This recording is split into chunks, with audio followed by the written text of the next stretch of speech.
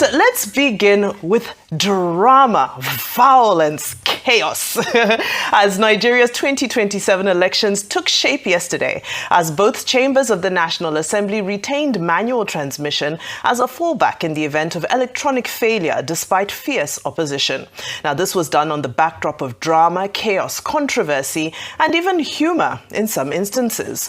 Well, here are 5 of the most explosive moments that set social media ablaze and set the tone for the narrative around the reforms. So we begin at number 5, where the somewhat calmer session that held in the Senate, where the vote followed a division as called for by Senator Enyinnaya Abaribe. Well, this inspired the Senate President, Godswill Akpabio, to taunt him and mock him as he accused Abaribe for doing this to elicit positive feedback from social media users.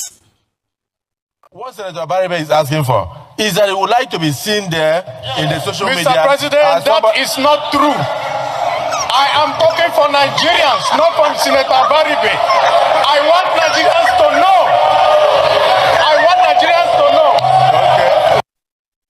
He called him the social media senator. Well, at number 4, we have PDP House of Reps member Honorable Stanley Olamide expressing his outrage over the terms of Section 84 that will end indirect party primaries, declaring it as a fraud. To Section 84. Not democracy at all. This is your fraud.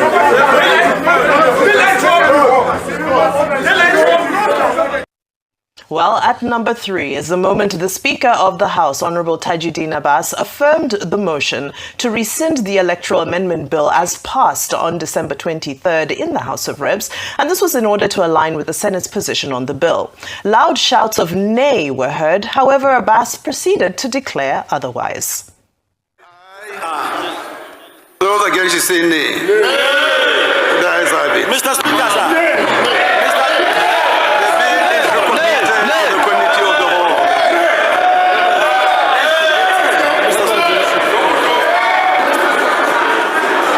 Colleagues, we just observe some few minutes.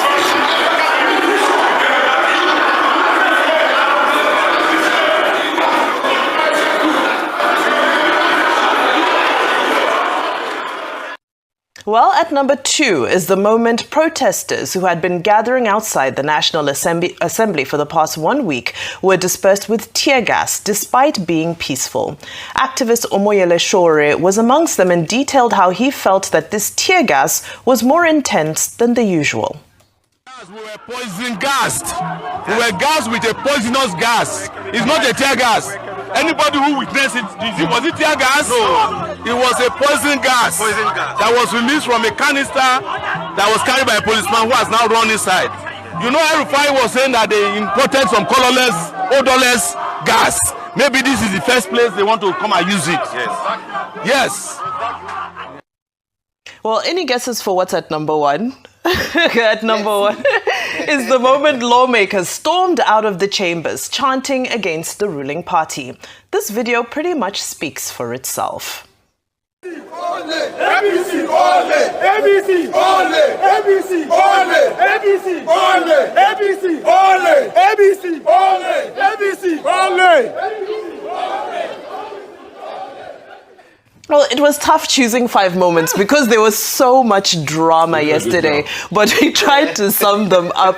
Maybe shall we begin in Abuja with Dr. Abati? Your take, again, there were so many moments, but what grabbed your attention? Well, I mean, the drama was, of course, foreseeable, and so nobody should be surprised that yesterday you had some persons, minority caucus in the House of Representatives, chanting that the APC seems determined to rig the election in 2027 on the basis of the disagreements that they had with Clause 60, sub 3, which is about electronic transmission, which they insisted must be done real time and that it should be mandatory. Now, again, the other issue that they disagree with had to do with Clause 84, which has to do with the mode of primaries, with the amended copy talking about direct primaries and consensus, whereas the minority caucus insisted on indirect primaries, whereby, outside external bodies will not be able to dictate, but, there will be internal democracy within the parties. Okay, the failure to achieve their objective, in fact, led to their walking out in protest. And then in the Senate, the contentious part of it was the division that Senator Abaribe asked for, as you pointed out. Eventually, that was allowed. But the contentious issue was clause 60 and also clause 28, which is about date. Okay, there was no contention over clause 28, which is the reduction of the dates before commencement of elections from 360 days to 300 days to give, the INEC room for maneuvering with regard to the election coinciding with the elections with Ramadan. However, we've not seen the end of the drama. As the Senate President summarized, well, the minority figures, they, showed courage. But the Senate President says, well, what has been done is innovative.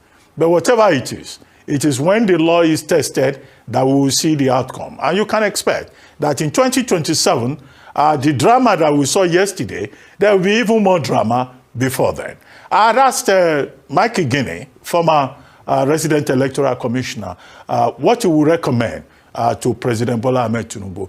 And he says that, in fact, President Bola Ahmed Tinubu should not sign this bill as proposed, because that's the next stage now. Will the president grant his assent? That remains to be seen. I go back again to Igini. Rufai asked him a question, and I would have wanted him to clarify it. When Rufai asked, will IREF be justiciable?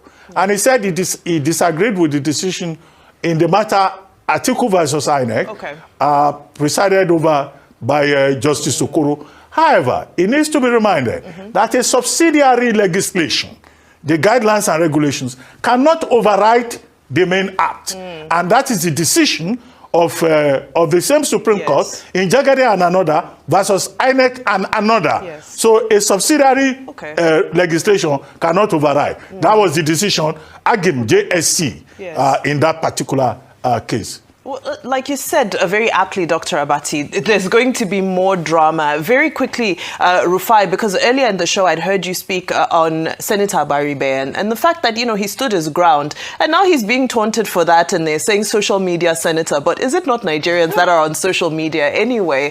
And, social media being a tool that is now being used to hold people accountable. So even if he's a social media senator, I don't think that should be an insult. I think it shows that he's accountable to a constituency. You see, I don't want to dwell much on the people that stole democracy that are taunting others. What would they do? They've had their bounty, they've looted democracy. These same people that, as of 2013, were pushing for electronic system of elections then because they wanted to remove Goodluck Jonathan, which was their biggest problem. But it has shown that all the politicians are the same. The cycle just only changes. Then the APC were the saints in 2012, 2013. Everybody wanted them so much because Jonathan was the problem. Now they got into power that we've seen they're even worse than Jonathan. In all of this, when we Nigerians get a break. So I'm not surprised about Mr. Akpabio that taunt Mr. Inaya Baribe for fighting for the future of this country, because he sees that this system they've passed is going to benefit from it. That's just it, and the system will help them.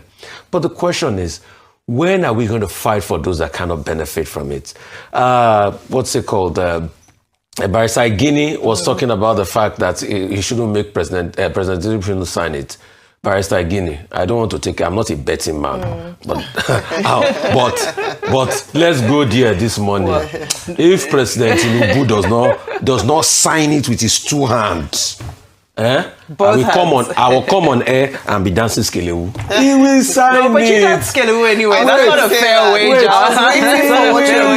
You know why? You know why? Okay, we have to because move on now. They should come out and lie to us that this is not their plan. Well, you see, when Bl0w came and he was trying to change what we know by saying what they passed in the House of Rep was different from what they passed in the House was the same what they passed in Senate, you will know that they were liars. Yeah. So let them keep deceiving themselves. So on social media, let me just say very quickly, briefly, I'll say that you are absolutely right. But I wanted to just buttress the point that sometimes when they try to downplay very powerful platforms, don't forget that social media was the trigger for a number of protests around the world, the Nepal protests, the Gen Z protests around the world. So you underestimate social media at your own peril. So if you're being called a social media senator, perhaps it's actually talking about the extent of your influence. Is it not the same social media Rufai, APC used to fight PDP in 2015 with their influencer? Rufai, I think this is a topic that, of course, is going to keep developing, and we're going to continue to unpack it.